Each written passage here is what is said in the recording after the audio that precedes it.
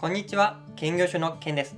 今日は発酵不要の簡単ベーコンチーズちぎりパンを作ります。ホットケーキミックスを使うため発酵させる手間がなく、とっても簡単に作れます。また、ベーコンとチーズを加えているので満足感もあります。ちぎりパンを作ってみたいけど大変そうだなぁと思っていた方にぜひ作ってほしいです。それでは早速作ります。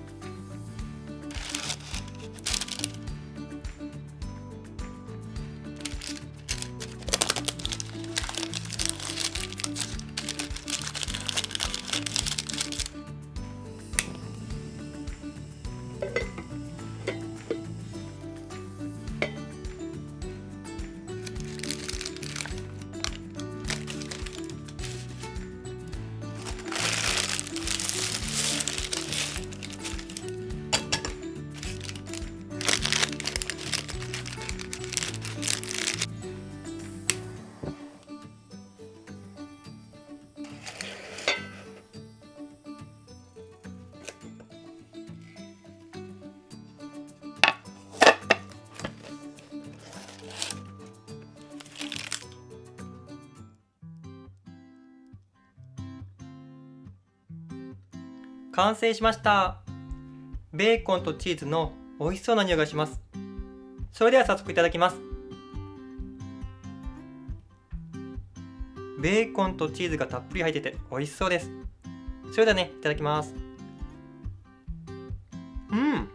美味しい。少ししっとりした甘みのある生地なんですけども、ベーコンとチーズのコクがあってね、とっても美味しいです。今回はホットケーキミックスを使ったため発酵する手間が省け、とっても簡単に作れました。また発酵せずに膨らまないっていう失敗もないので安心して作れます。また生地をこねたり形を整えるのはお子さんでもできますので、ファミリーキャンプで楽しみながら作るのもおすすめです。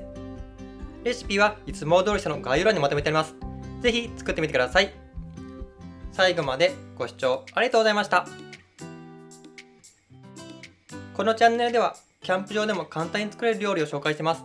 ぜひチャンネル登録とグッドボタンをお願いします。それではまた次回。